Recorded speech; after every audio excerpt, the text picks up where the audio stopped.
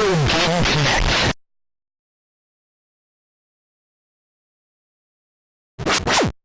Hello and welcome to Retro Game Connect. I'm Dan Mastriani. And Ian's clearly doing well today. So we're going to do some, I guess, gang fighting on the streets of Tokyo. Woo. Yes, because we are playing... Yakuza. No. What? No, we did play that, though. Yeah, I remembered a thing. Good work. I'm very proud of you. Now, what we're actually playing is Last Bronx on Sega Saturn. Yes, I think that's next to First Red Hook. I'm not sure. What? Red Hook is another district of New York City. You know, they got Red Hook, they got Bronx. I know, like, maybe 2 districts of New York Should I have City? gone with Harlem? I mean, I don't know which one is actually... 3. I don't know which one is actually next to the Bronx. I know So- Bronx, Queens, and Harlem. Yeah. That's it. That's all I know. And the only reason I know those is Harlem Globetrotters and Captain America Civil War. Oh, jeez. They're all very famous. Ian doesn't go to New York. Okay, I went there once, and I know about, like, Queens and the Bronx. And Well, like, I know Tree of grows them, in Brooklyn. I don't know, you know. but, I never really I mean, paid I'm not going to pretend I actually know the layout. I know people from New York would be like, that's not next to that. And I'm like, I'm sorry, I don't actually know. never paid enough attention. Yeah. I never know where they're going in Brooklyn Nine-Nine. Well, I mean, somewhere in Brooklyn, I would imagine. Usually, Yeah. but still, Anyhow, I don't like the city. no, I'm more of a suburbs guy myself, but this game is set in Tokyo. I guess it's kind of like an alternate timeline in which when the economic bubble burst in Japan, things got a little worse than they did in real life. So, you know, we've got the roving gangs fighting each other, and the story of the game is someone has held a fighting tournament to settle things between the gangs to try to curb the gang violence. Because that's how that works. I mean, apparently it is in video games. That's what they should just do in Chicago. Yeah, just have every gang select a fighter. Yeah. And have them battle each other for control of the city. Martial arts tournament. Yep. I'm sure nobody would ever do that, but it would be hilarious. It's like, if you tried, I mean, you know, none of the gangs would do that. Like, they were not be like, yeah, we're sending our strongest fighter. But I like, just imagine if that actually happened. Plot twist, they're all Dragon Ball Z fans, and you, like, mock it up as, like, the world tournament. They're like, and yeah! somehow that brings them all together. Yeah. Heal the world through Dragon Ball. Oh, that'd be fantastic. But anyhow, of course, this is a port of an arcade game. Originally ran on Sega's Model 2 hardware. Like, honestly, that was pretty much Sega's bread and butter for a lot of the Saturn's life. Here's a pretty good port of one of our popular arcade games. So unlike most of Sega's fighters, which were created by AM2, this one was actually created by the Sega AM3 division. Other games they've worked on, Sega Rally, Gunblade New York, Manx TT, and I guess the closest thing they did to another previous fighting game is Virtual On. Well, 3D fighting game, because apparently they did some 2D fighter that I do not remember at all, like Dark Rain or something. I was like, why do I not know about this? But this is something I had a little trouble getting the right of. Apparently they did use motion capture. At least partly, though, they did stop motion for some of the moves. Interesting. I'm not entirely sure what they meant, because like in the interviews I was running into was like, yeah, we used optical technology for some moves, but some of the moves we had to use magnets. I'm like, what? Apparently there is a video on this, but I could not find the video anywhere. So I assume if I'd been able to watch the video, then I'd been like, oh, that's how they did the motion capture of the game. But weird. Yeah, they didn't have it on YouTube or anything, so I was like. Though I guess they did want to go for a more realistic bent with the game. To that end, all the characters, the way they dressed, was based on contemporary Tokyo street fashions. So I guess they were looking at what people were actually wearing to dress their characters. Interesting. So that's something. And in fact, So the women are actually wearing clothes? yes. And Wow. to that end, also all the backgrounds are based on real locations in Tokyo. They have an effect on the weapons. We'll see when we're playing the games. They kind of have like after images, and that is actually because with the speed of the weapons, it was very hard to follow the attacks. Otherwise, so they had the after images to make it easier to follow the motions. So that's actually a gameplay derived decision. It's not just to look cool. And another thing they sold the game on is actually they got a bunch of well-known voice actors. For instance, Kanado Shiozawa is in that. He's famous for playing a lot of villains. He actually unfortunately passed away. But other fighting game role, he's Zato 1 in the Guilty Gear games, which we actually played the first Guilty Gear. So you will have heard his voice before, even if you don't remember it. But also Norio Wakamoto is in it. He's famous for doing a lot of tough guy gangster type characters. It's actually there's this show called Tokyo Encounter, which is hosted by a couple of voice actors, and they often have at least one guest who is also like a voice actor they worked with in the past. And I saw this clip from the show. They were playing a Yu Yu Hakusho fighter, and they all decided to play the same character, who happened to be played by Norio Wakamoto. And Wakamoto has very distinct delivery of his lines, and they all three of them started doing impressions of him, and it was the funniest thing. They just all start talking like him, and it was very funny. So I'm pretty sure that clip is up somewhere online if people want to look it up. The other really famous voice that I knew off the top of my head is Kikoku Inoue is in it as well, and she's also in Guilty Gear. She plays Ino. But she's it's interesting as she's well known for playing what's the way I want to describe these characters is going to make sense to people, because she plays traditional demure female characters. Like she's Kasumi Tendo in Ranma 1/2, who is the homemaker type character who never gets angry at anybody. She plays Belle Dandy in Oh My Goddess, which is another character that's very, very calm and housewifey, I guess is a way to put it. Sort of like Carol from The Walking Dead when she's pretending she's not a murderer. Well, I don't watch that show, so I don't know if that's a valid example. there's a character named Carol who she's very, very much to most people. She plays off the calm, sweet housewife, mom kind of figure. Yeah, that kind of But then, yeah, there was a group of bad people who hijacked a bunch of stuff from her and her adoptive son. And when they were on the road, they camped out and they went to sleep. Well, the kid went to sleep.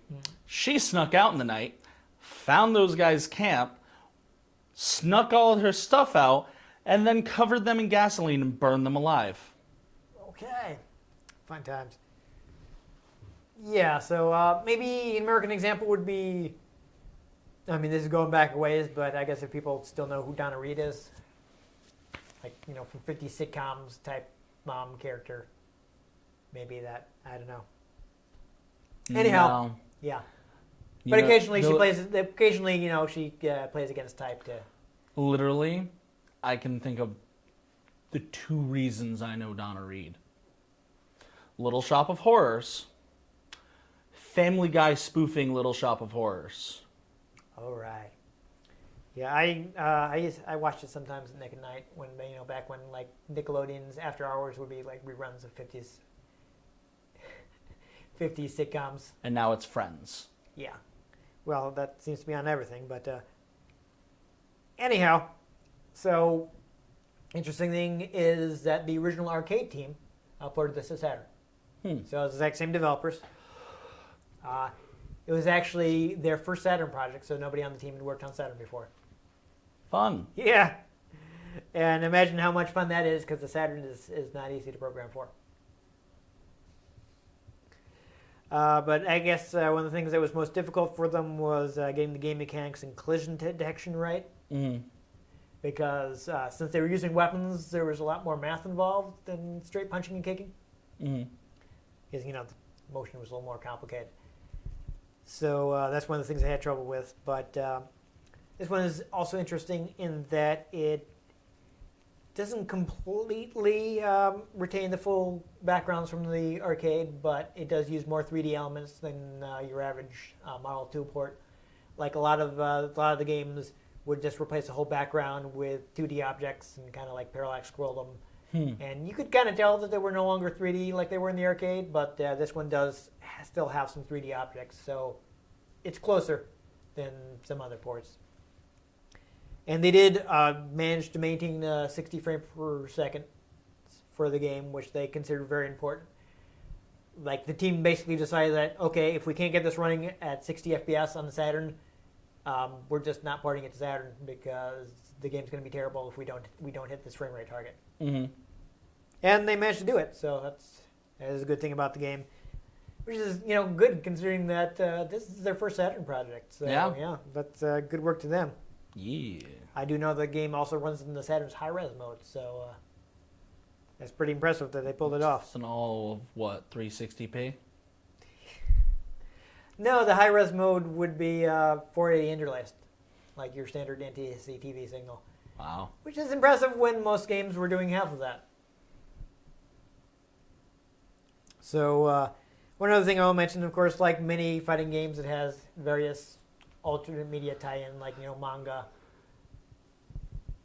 character goods, things like that. But this one did actually get a straight-to-video live-action movie, Nice. and I just found that amusing. I did actually find that online, but I haven't had time to watch it. So I'm hoping to find. It's not subtitled or anything, but I still kind of want to see it because apparently it's quite bad. Nice. So I'm kind of anxious to see just how bad it is because I often enjoy watching bad movies to laugh at them. Yeah. So I just briefly because I found somebody that had they had ripped it and they had an AVI file and I just downloaded it, so I just now have it at my house so I can watch it whenever. And I just, just checking it to make sure to download it all right. So I just watched a couple seconds of it, and I saw somebody got hit in this really obvious wire work. It's like they went flying in a very unrealistic way. This should be fun. Wow. So hopefully at some point I will get a chance to watch that. But unfortunately, I was not able to watch it in time for the show. Womp. So I couldn't regale people with stories about how bad this straight-to-video movie is. Extra womp. Yeah, but what we can do is we can show you what it plays like because we're going to play it right now. Whoa!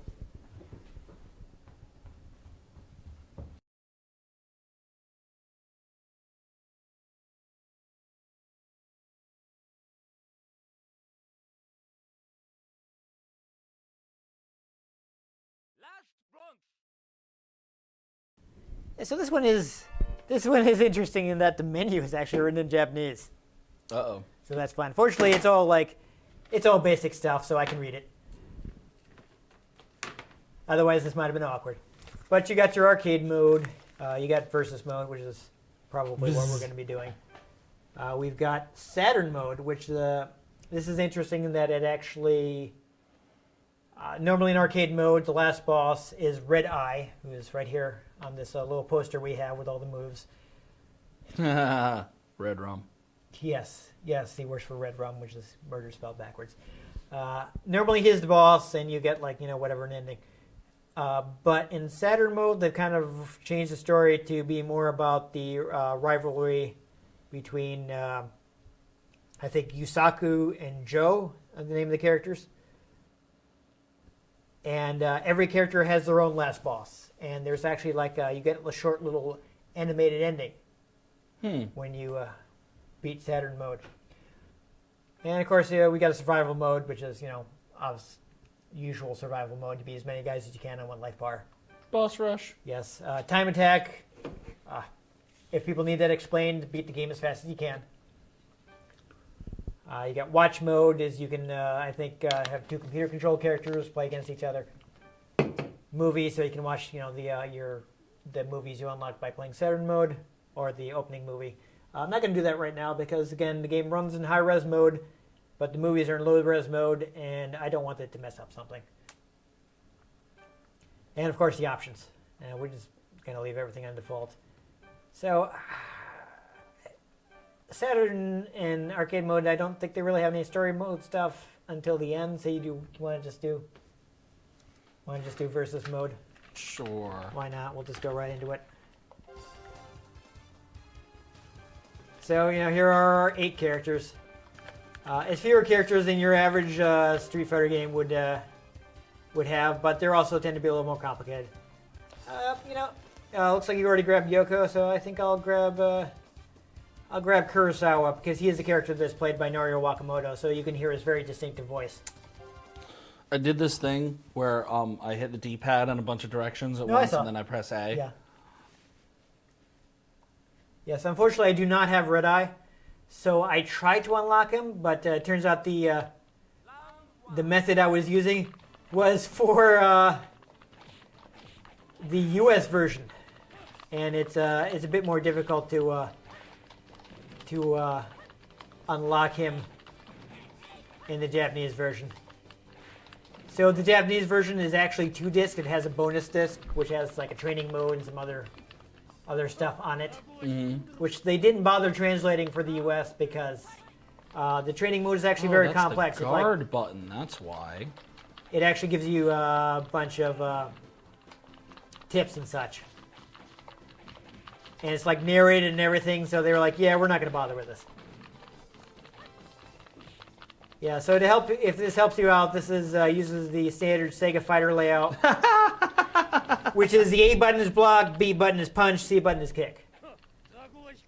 And the X, Y, Z buttons are just shortcuts for combinations of those buttons. Like, for instance, the X button is a shortcut for guard and punch together, which is your throw command. So if you're mashing these buttons up here and nothing's happening, it's because that placing those buttons together in that situation doesn't actually do anything. So if you're just going to mash, I recommend doing it with B and C button. I think... I'm helpful with these fighting games. Yeah, at least it was decent. I don't remember. So I did beat Saturn mode with every character before finding like, oh, why didn't I unlock the boss? Like, because that's the way you do it in the US version that doesn't have the extra disc. Yeah. So that's fun. I don't know if we're going to be able to make use of it, but this game does have a feature where you can cancel your moves by hitting the block button during them. I'm not sure what the timing for it is. Oh, you threw me while I was trying to look at the move list. Of course I did. Yeah. Also worth noting is that you can stand up with a kick by pressing the kick button while you're getting up. That is another common feature. It does also have down attacks. Apparently I don't have a block. A button. Yeah, I used the A button. You have to hold it down. I did that. Well, maybe you hadn't recovered from your move yet. I was standing still. Okay. Oops. That's fine. I will use I'll use Tommy. Actually, you know what? Since you selected the same character, I like Yoko, so I will play as Yoko. We'll see her again. Okay. We'll do that. That's the way to do this. That'll be fine. Yeah, one of the reason I'm not super upset about not unlocking Red Eye is because he uses the same move list as Yoko. Hold on a sec. Just wait. Okay. Hold it. Yeah. Okay, you're blocking. See, it finally actually did it. I don't know.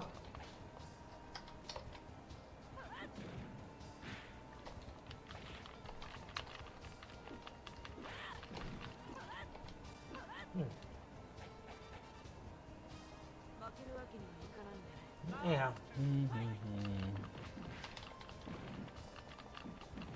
Oh no! Nice. You stuffed my wake up attack. Ooh, that's some flicker when we get close to that wall. That's rough. I do like all the stages are named. So we are on the dark rooftop right now. It's the evil rooftop. Yes. Oh. Not bad, not bad. Yeah, I managed to get a bit of an air combo there. Ooh, that's close. So I don't know about this standing back up with a kick thing. You have to be careful with it because it can get stuffed sometimes. No, that hasn't happened yet. I don't know. I mean, I'll play as Android 18 here. Sure. Please do. I actually don't really like her, so I will be happy if you play her instead. I will play as Tommy, who is doesn't seem to be very good, even though he has a bow staff. Well, that's because he's a pinball wizard. Yeah. That's probably the problem. Either that, or he just hasn't transformed into the Green Ranger yet. There you go. Oh, she has Psy. She does. I had trouble using her. I don't know.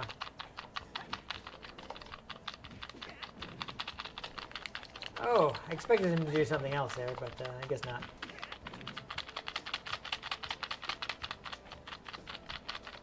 Yeah, now we like. I wonder if we missed. There are some. Oh yeah, you got the roll move. That is universal, actually. All the characters have the roll. You got me with the throw, which I think is kind of dumb, honestly. I'm not a big fan of her throw. You Fred Durst it. Keep on rolling. Sure. Fred Durst is the lead singer of Limp Bizkit. Oh. I know the song, I don't know Yeah. the people. Feeling those lighters, y'all. What? There was some song he did that they used to play on the radio all the time. And they had like a live version that they played on the radio all the time. So you could hear him like talking to the crowd. And I guess they were holding up lighters. And he told them like, I'm feeling those lighters, y'all. And so of course, because they played this live version all the time, I would hear that constantly. So I've just got that stuck in my head. Whenever I think of Fred Durst, I think of him saying, I'm feeling those lighters, y'all. So there you go. That's so I guess we're left with the canon matchup, I think, right? These are the only two characters we haven't played. I played as Lisa. And, you just went ahead and picked her. Okay. I genuinely don't know who we played as. I'm not really paying that much attention to this game. Ouch. I'm just button mashing. Yeah. I do. I wish we had time for me to give you fighting game lessons because I feel like you would enjoy yourself more and would have an easier time playing these games if you were able to play with some level of intentionality. You know what I mean?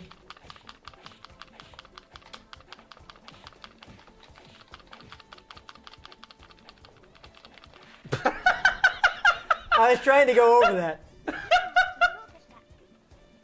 Now that is interesting. This is true in Virtua Fighter too. Is that low punch is usually really good. I think this is low kick. I'm pretty sure it's punch because you're doing a weapon attack. See, that's what I was trying to do before. It gets you try to go over that with a jumping attack, but I end up doing that flipping kick instead. There you go. These characters are supposed to have. Oh yes, we were just in the Lust subway, which is a wow. There's also we were at the airport earlier. The airport is known as the Naked Airport. I guess we're gonna have to repeat someone, so I guess I'll Hey, Joe. repeat Norio Wakamoto. And try holding a button when at the end of the round, see if I can get different win pose. Because I think you can select win poses that way. Because I came across mentions of multiple win poses, but I just seemed to just keep doing the same one. And nope. There we go.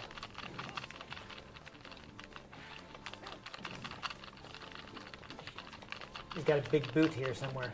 There we go.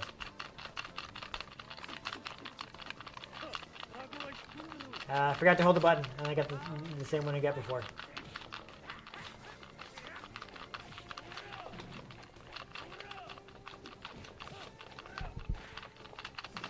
Of course, you can get... No? Oh, there you go. You said something different. So there you go. Woo! That's kind of fast, but we played all the characters. Honestly, I mean, Sega fighting games do tend to move pretty fast, so... Yeah, there you go. That's a pretty good look at it. That's like the one fighting game I remember at this point. This Fighters Mega Mix is the only fighting game you remember. Yep. It's very memorable. I mean, it's probably the game I would recommend on Saturn. We're just kind of picking up this conversation in medias res, but that's why I mentioned that we were talking about Fighters Mega Mix so people could catch up. But yeah, this one is fine. We probably should have put in the special disc, but too late now. Oh well. Yeah, I was thinking we could do that if we didn't spend too much time on the main game, but then I forgot about it. But honestly, there's a bunch of like complex Japanese stuff, so I'm not sure if we would have been able to get too much out of it. Which is why I honestly haven't bothered putting it in yet. And also because I was just trying to, unlock Red Eye by being Saturn mode with everybody. Which, as I mentioned while we were playing, is unfortunately the way you unlock him in the US version, not the Japanese version. Womp. Yeah. So that was awkward, and then I found out what the Japanese method was, and it was really hard and time-consuming. So I was like, oh, I don't actually have time to do this. Solid. Yeah. But, again, as I mentioned while we were playing, he's basically plays exactly like Yoko. So... spoilers, he's actually her brother, and that's what you find out when you beat the game with her. What? Yeah. It's like, Yoko, I am your brother. No! Yeah. That's not true! That's impossible! But apparently it's very possible because it happened. Search your feelings, you know it to be true. Yeah, there you go. So there you go. This does... kind of follow the pattern of Sega Fighters a lot. Uses the standard control scheme. Low punch is really good. Like jumping and all that are kind of Sega standard, but it's interesting. Of course, it was developed by a different team. This one is completely weapons based. I do think it's a bit better than Fighting Vipers. I mean, I like some of the features of Fighting Vipers. But what I don't like is that a lot of characters seem to share moves when we played that. Mm-hmm. This one, everybody has their own unique attacks, so everybody moves differently. You're not seeing a bunch of repeated animations. It's like, oh, that's the same thing the other character did. So that's not happening here, and I appreciate that. You know what really bad fighting game we ought to try to get our hands on and play for this? Oh, you're not going to mention Masters of Terrascasi, are you? Masters of Terrascasi. If you want to spend the money on it, you can. I am not. Bet you I doing can find it for a tenner somewhere. I'm sure. I would be surprised if they're charging a lot for that. That'd be hilarious. Well, it is Star Wars. It is Star Wars, but I don't think it's rare at all. It's a pure atrocity. It's not like Dragon Ball GT where it's terrible, but it's based on a popular franchise, and they didn't make a lot. Yeah. Pretty sure they made plenty of Masters of Terrascasi. Yes, because they actually thought people would buy it. But they didn't reckon with the fact that it was terrible. Yeah. I can say that because I did actually play it. I never owned it. I didn't rent it, but I played it at the demo kiosk at a video game store. Somebody had put it in. I'm like, oh, a Star Wars fighting game. It was the only one they ever made. For a good reason. Yeah. Also, Star Wars Demolition. Yeah. Which, I'll be honest, I'm told is terrible, but I was a child when I played it. Yeah, I didn't play play that that one. Star Wars, and I could be Boba Fett with R2-D2 attached to my hip. There you go. And for some reason, Boba Fett was like the strongest character. I think I know what the reason is because everybody loves Boba Fett. Well, no. Even though he doesn't actually do anything. No, he was like the best character in that because he had almost no hitbox, because everybody else was like a Rancor, ATST, Speeder, Darth Maul on a speeder bike, because he was a hidden character, because this was 1999. Oh, yeah, there you go. but he was just him with his jetpack. I was thinking they made him OP because people love him, but No, he had no hitbox, and he had his missile that he could fire. So it was just a case of they didn't really think this through. No, he had no hitbox, and he was the fastest character too, because he was just him and his jetpack. Yeah. So you just zip around the map and just blast people. Nice. Yeah. Oh, and the cloud car. That was the other one that was one of the other vehicles. Yeah. Well, there you go, though. This is, Saturn Fighter. We didn't bother looking at any of the movies because, again, that requires a resolution switch, and I didn't want to risk it messing up the recording. And I didn't bother looking at any of the moves, because that would help me. Yeah. I mean, I kind of tried, but then I didn't really have time. Yeah. Yeah. Because I was just attacking. Yeah. Ian just doesn't stop, and I'd be like, hold on, Ian, I want to look at something. Because Ian doesn't play 2D fighters, so standard Sega fighter layout doesn't mean anything to me. It's block, punch, kick. It's only 3 buttons. Yeah, but it doesn't mean anything to me. Because you can it's block, not like, you can punch, and you can kick. It's not that complicated. Because you say that, and I go, oh, is that different from Street Fighter? Yes. Yes, it is. In Street Fighter, you hold back to block, and you have 3 punches and 3 kicks of different intensities. I don't play fighting games. I mean, you've played a bunch of them here. And do I ever remember anything we do here? No, Ian, you don't. You have game amnesia. I also lack sleep. I know, but it's funnier to say. I know that's the real reason, but it's funnier to say game amnesia, okay? Anyhow. There was a reason when we played that Dragon Ball Z fighting game, I managed to wreck you. Because those were the fighting games I played. Yes. So I knew how to play that. And I rented each one once and played it for a weekend. And I had Budokai Tenkaichi for years. Yeah. Though. And knew that Super Saiyan 4 Gogeta was OP. Though, fun story, I probably told this while we were playing it too. One time I was playing a coworker who also owned the game and was much better at it than me.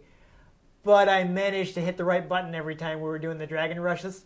He'd keep hitting me with those, and I kept like immediately canceling them by hitting the right button every time. And he was getting really mad, and that was really fun for me, especially because, otherwise he was just wrecking me. That is pretty funny. So I had at least that measure of revenge while we were playing that. But yeah, this one, I mean, decent technically. I mean, there is some flashing when you get close to objects, but I've definitely seen worse on Saturn. I mean, I've seen worse on Xbox One. Yeah. I mean, Assassin's Creed Unity. Oh boy, you're gonna get on that one again. I remember when we played All Japan Pro Wrestling featuring Virtua, and that one sometimes it seemed like it was barely holding together. Like the ring was like flashing in and out of existence. So this is an improvement over that.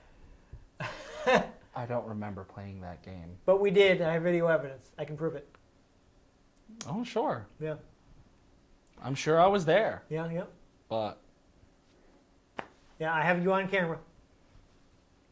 I have you on camera witnessing it. I think that is one of the reasons I didn't bother putting in the second disc with the training mode, is because of how well it went when we tried to play training mode in All Japan Pro Wrestling, and like 30 seconds in, we got to a point where like, what does it want us to do? It's like we don't know what situation it's telling us to attack from. Yeah. So this is a decent game. I don't know what the American version is going for, but the Japanese version is still pretty cheap. It is a 2-disc set. You get this fun poster. You've got all the moves on it on this side. On the back side, you get a poster drawn by the character designer. I'm pretty sure, with all the characters on it. That's nice looking. There's some other fun things in here. We've got the copy I had, at least still had this ad for other games upcoming. We've got the warranty card in here. We probably don't care about that, but this is neat. I do want to show people this. is it came with stickers. Yeah, so I got some Last Bronx stickers. So there you go. You put those on your Trapper Keeper. I still am mildly nostalgic for the times when buying a physical copy of a video game meant you got a cool little manual that told you stuff. Yeah. Now Nowadays, it's a box and a disc. you got to get some kind of special edition from some boutique publisher to get that kind of thing. Yep. I'm going to fold this up later because it's going to be terrible to do on camera. But other than that, like I said, not too expensive. You get a copy in good condition. You may also get all these extras. I mean, whoever owned this one previously even saved the spine card, which actually I will show people to that because I know I've mentioned that before, but when I did, I didn't really have an example. Is this thing right here? Oh, seems to be stuck together. But basically, this would fold over the spine of the game case, and it would have some little extra information about the game. And it was a way to print some stuff like around the corner that you normally wouldn't be able to because they have to put a hinge there. Yeah. So there you go. You will find that on both games and CDs in Japan. I know I have some import CDs that I actually bought new, and they had spine cards like that on them. So that's something that is, that's something they do in Japan, which we don't really do here. So it's neat that I had one handy that I could show off to the people at home. Then, of course, if whoever previously owned the copy that you buy, if you decide to pick up a copy of this game, maybe they will also have saved all these things and still have them in the box for you to check out when you pick up your copy. Mayhaps. You never know. It's always fun when I get one and it's still got the spine card in it. It's not really an important thing to me, but it's neat. I mean, usually with Japanese stuff, it usually is in pretty good condition because just the culture in Japan, I guess, is more toward being super careful with your stuff. So you can usually get these games complete and with the manual and everything. But it's fun to get the spine card because not everybody saves that, even in Japan. A lot of times you won't get it, but sometimes they'll be tucked in there. Nice. Yeah. So anyhow, if you enjoyed us skipping all the way to the Last Bronx, make sure you give this episode a like. If you want to catch future episodes, which may be set in other boroughs, this wasn't even actually in New York, but whatever, that's fine.